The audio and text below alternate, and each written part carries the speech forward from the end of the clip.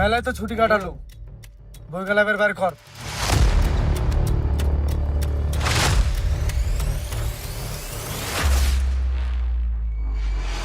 ওই তুই দাঁড়া। এই বেয়াদব, আর শুনতে পাস না? ঠোসা নাকি রে? স্যার একটু ঠসা স্যার, কানে কম শুনে। এই জিতাই তো ডাকছে স্যার তখন থেকে।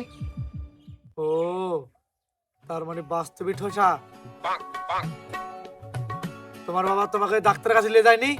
আরে ডাক্তারের কাছে কাউকে পড়তে লে যায়, রোগীর চিকিৎসা করাতে লে যায়। ভগবান কি জুলুম হে। স্যার তো বলেছে তোর বাপ তো ডাক্তারের কাছে নিয়ে যায় না। নিয়ে যায়। ডাক্তাররা তো কথা শোনার জন্য হেডফোন দেয়, তুই তো হেডফোন দেয়নি। হেস, আচ্ছা ঝামেলা পড়লো তো। স্কুলত পড়তে এসে কেউ হেডফোন দিয়ে গান শুনে? हमको मारो, हमको जिंदा मत छोड़ो सालो। চুপ থাক, একটা কথা বলবি না তুই। চুপ করে থাকার জন্য আমি স্কুলে আইছি? পড়াশোনা করবো না? পড়াশোনা করা লাগবে। হে প্রভু, তুই চুপ করে থাকতে বলছিস, চুপ করে থাক, একটা কথা বলবো না। সকাল সকাল মেজাজটা খারাপ করে দিল।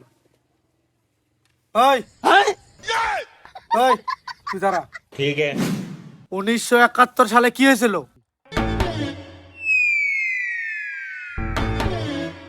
এই কোন জাতিত রে?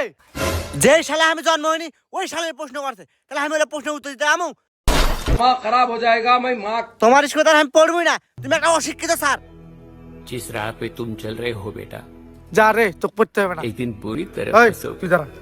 না স্যার, আমি পারবো না। क्या बात है सर। কেমন ছাত্র তোরা রে? এই বাপ রে, দাঁড়া। কি কি ঢাকছ? হাত দে এটা। না স্যার, কিছু নাই স্যার, কিছু নাই। এই হাত কেন লুকাছিস? বার কর। স্যার স্যার এটা আমার মায়ের শেষ স্মৃতি স্যার। তার 5 দিন আগে আমার মা এটা আমাকে বেঁধে বলেছিল যে আমি যখন থাকবো না তখন তুই এটা দেখবো আর আমার কথা মনে করবো।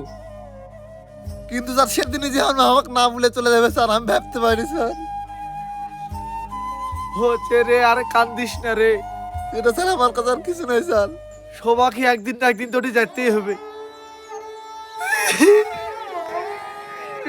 কান্দিস না রে, সবাইকে একদিন না একদিন তোটি যেতেই হবে। কিন্তু স্যার আমার মা আমাকে না বলে বাবার বাড়ি চলে যাবে।